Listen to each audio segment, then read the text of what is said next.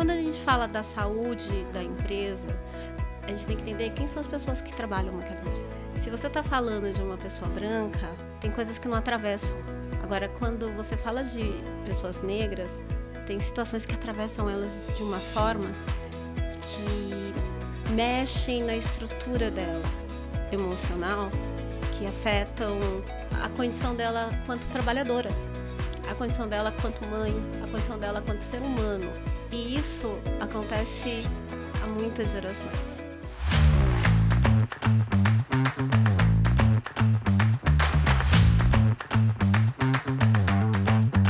Sejam todos muito bem-vindos ao podcast Comunique-se. Primeira temporada, Vozes do Bem-Estar. Eu sou Thelma Teixeira, sou fundadora da CT Consultoria Inteligente e doutora na área da educação. Eu sou Camila Montandon, psicanalista integrativa. E seja muito bem-vinda, nossa querida Tatiane Almeida Carvalho. Ela é pedagoga, educadora e é fundadora da Índigo Sustentabilidade. Muito prazer, muito obrigada pelo convite de todos Bem-vinda. vocês. Muito bem-vinda.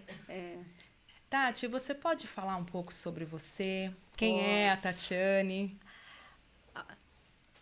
Olha, eu falo que somos tantas em uma só que fica até às vezes difícil de descrever, mas eu posso dizer que eu sempre começo dizendo que eu sou a filha da Dona Carmen, a mãe da Maria Rita e da Vitória.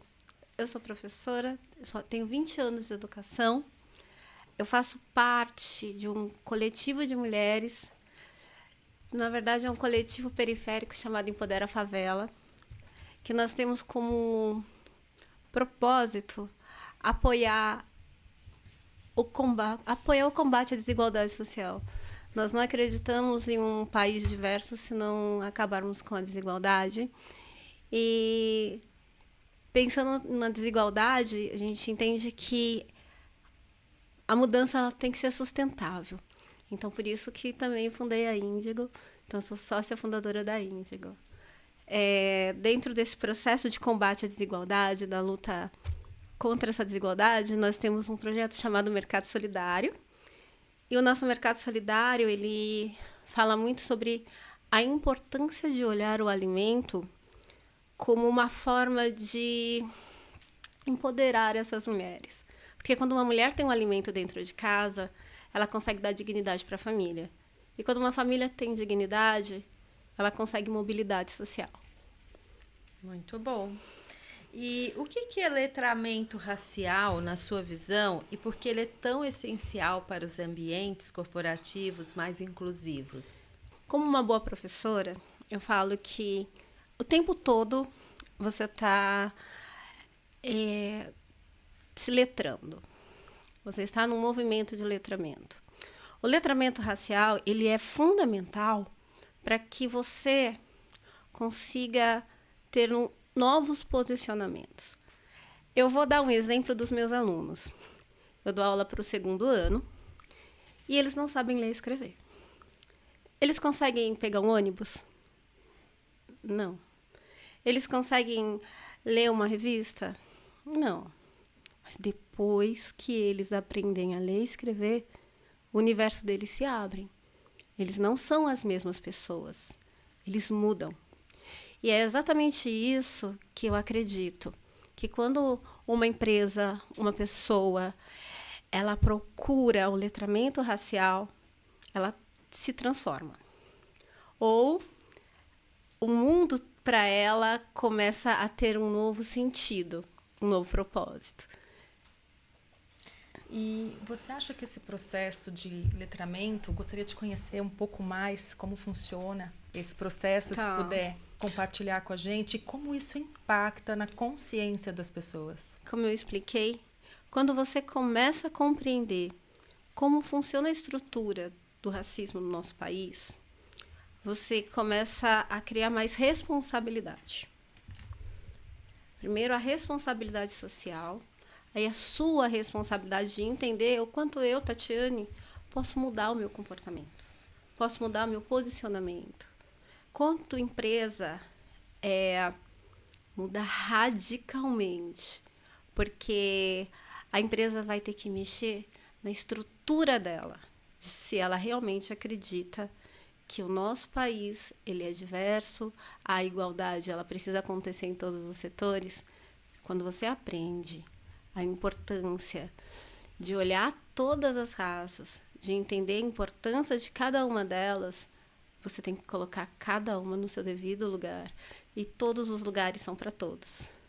Sim, é o senso de pertencimento. Exatamente. Sim. E quando eu coloco o devido lugar, é um lugar onde cada pessoa ela realmente é valorizada por quem ela é.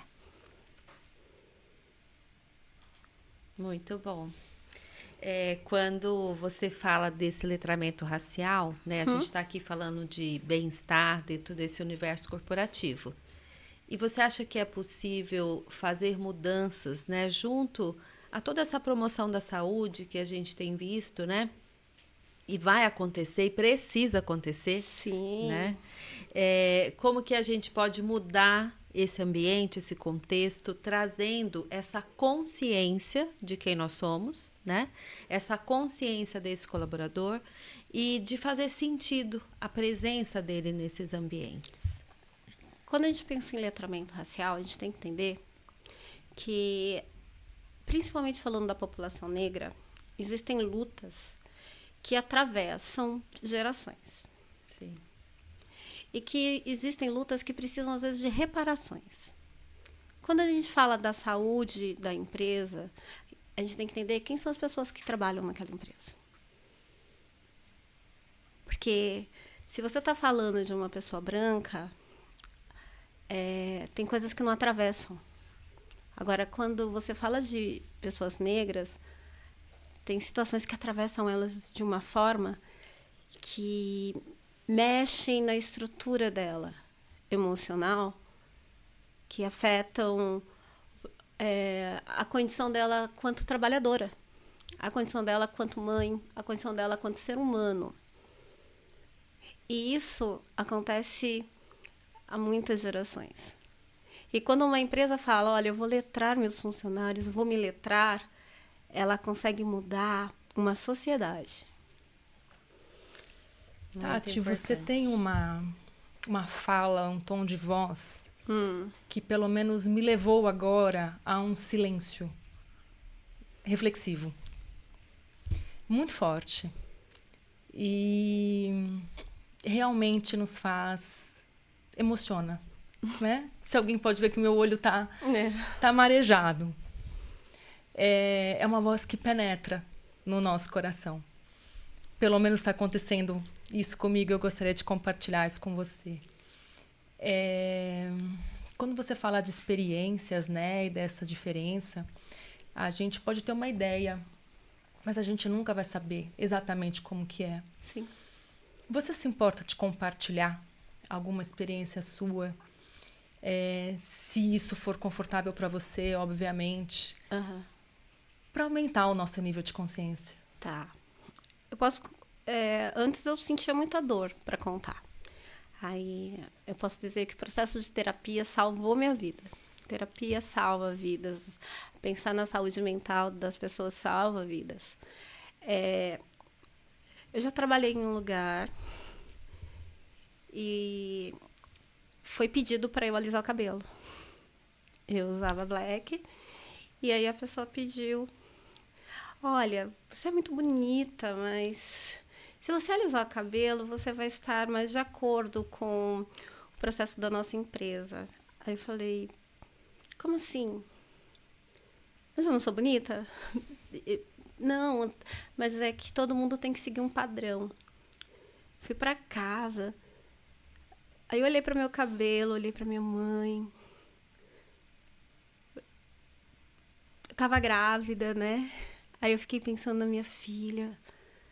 Aí no outro dia, eu fiz um black desse tamanho. Passou uma semana e eu fui demitida. Mas como você se sentiu com aquele black? É aquela coisa de você saber que você precisa resistir, mas você sabe que vai pagar um preço. E esse preço, ele impacta na vida de outras pessoas. Eu fiz porque eu tava cansada. E porque eu precisava acreditar que a beleza tá em todo mundo. Por que o meu cabelo não é tão bonito? E eu posso usar meu cabelo como eu quiser. Hoje eu quis trançar, vou trançar. Eu quis usar cacho, vou usar cacho. É uma questão que atravessa mulheres negras, que atravessa a saúde da mulher negra. Houve uma vez que eu estava na escola e eu estudei numa escola que não tinha muitas crianças negras, adolescentes negras, né? E aí teve um dia que eu fui mexer na minha carteira, tinha uma banana. Aí eu olhei para aquela banana, guardei, né? E aí eu fui trabalhar, porque eu estudava de manhã, fazia estágio à tarde e à noite ia trabalhar. Aí eu tava com uma fome. Aí eu comia a banana. Eu só comia a banana com uma raiva. E ao mesmo tempo pensando, não, isso não é um para sempre. Eu vou dar um jeito de mudar. Esse jogo vai virar, né? Mas ninguém vira jogo sozinha. Não existe isso. Então, o letramento, ele acontece em 2 momentos. Quando eu me reconheço como uma mulher negra, como uma pessoa negra, eu busco me fortalecer dentro da minha ancestralidade. E quando uma empresa olha para o nosso país, compreende todo o processo de desigualdade que aconteceu e fala, nossa, como nós podemos ser mais ricos em todos os sentidos se nós tivermos uma empresa com uma equidade racial. Eu sou professora, eu sempre falo isso, e eu vejo meus alunos, eu falo, nossa, como eles são inteligentes. Nossa, tem um menino aqui, meu Deus, se alguém apostasse nele, imagina, se alguém apostasse nele, ele ia tão longe. Por que isso não pode acontecer? E quando a gente reconhece a intelectualidade periférica, quando a gente reconhece a intelectualidade negra, quando a gente reconhece que a inteligência e os valores não estão em um único lugar, a gente descoloniza o nosso país. Verdade. Suas palavras são realmente tocantes. Muito obrigada por compartilhar. E eu acredito que necessite de um movimento, né, de conscientização de todos, mas você traz um lugar de fala da sua própria transformação, da sua própria força, de se apoderar mesmo da força da sua raça. Como você enxerga isso? Foi o que eu senti da sua fala. Na verdade, ele é um processo de muito apoio. Eu não me transformei na Tatiane que eu sou hoje, na mulher que eu sou hoje, da noite para o dia. Eu tive uma rede de apoio. Tive pessoas que estão aqui, tive pessoas que já estiveram na minha vida que me deram oportunidades. Oportunidade de estudar, oportunidade de me escutar, oportunidade de me ajudar a refletir, sair do meu lugar, ir para outros espaços, ampliar meu repertório. E isso é letramento. Do mesmo jeito que eu precisei desse letramento, as empresas também precisam, as pessoas que estão nos ouvindo também precisam, porque a gente sonha tanto com um país melhor. E como que a gente vai fazer isso se a gente não sai do nosso lugar? Exato.